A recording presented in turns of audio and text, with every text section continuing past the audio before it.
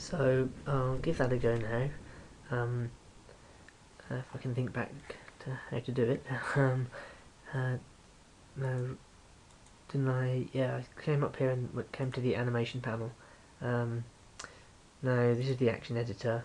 You need to select the foot roll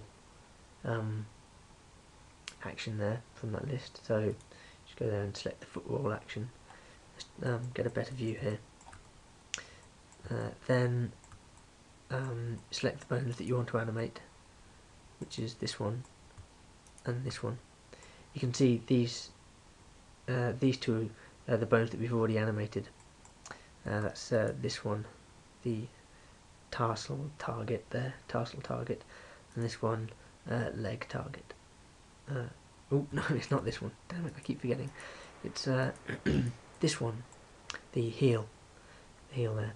So now we want to animate this one and this one. It's a little bit tricky to select them. There it is. Okay, so let's go to the same frames. You can see the animation being played back on these two bones here as I take the current frame back to the first frame.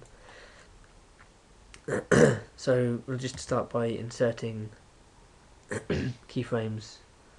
Is it on all channels or only? I think on all channels. Let's go for all channels. Why not? That hasn't really done anything. Oopsie, there you go. That's why, because there weren't any channels. So insert a rotation key on these two bones on frame 1. We're just setting some default keyframes here that are going to be in the start position, so the animation has a nice basis. Just pressing I to bring up the insert keyframe menu and clicking on rotation there. So you can see these 3 sets of keyframes. They don't actually do anything at the moment, so let's change that. I'll just select the heel bone there, then I'm going to rotate it back into the same position as the other foot. I think that's right. Just go into the side view, and yep, it's spot on. So I'll press I to insert another rotation key over the original, and then I'm going to go to the very end, and I'm going to select the other bone that we want to animate, and you can see that when I go into side view, the original bone on the original leg has been rotated into this position, so we need to do the same to this bone. So I'll just rotate it up to there, pressing Control. I'll press R to rotate, and then pressing Control to snap to 10-degree increments, and then left clicking to confirm. And I'll just press I to insert another rotation keyframe there, and we've basically got the same movement going on there in the two on the two legs. The moment the right one has smoothed curves, which we decided we didn't really want, so I'm going to come to key and then interpolation mode and choosing linear there, and now they'll should have identical movement. Yeah, so that's good. Okay, so now let's just place the current frame into the. Oh no, what we do is we don't want this action to be played back in the timeline, because we're going to be playing it back via the action constraints on these two bones, which are controlled by this driving bone here. So we don't want it to play back in the timeline, so we have to disconnect this action from the timeline by coming up here to the action panel and clicking on the cross to remove that foot roll action there. Now when we scrub the timeline, the animation isn't played back, which is good. So let's go back to the default view and we'll see if this has worked. It may or may not have done, I don't really know. So just press G and yep, it has. Fantastic. So that's basically it. This one's still working for this foot. Of course, we didn't change the foot tumble action, so we could go back and change that if we wanted to. Of course, I'm not sure how we're doing for time. I'll just check. I think we're doing okay for time, so I'll go ahead and add in the animation for the foot tumble control.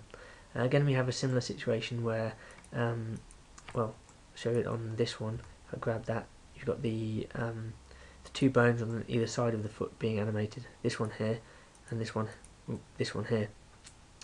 You can see in this bone constraints panel here that there's an action constraint on these 2 bones, and it references the action foot tumble, and it's driven by the bone called foot tumble, and that's this bone here.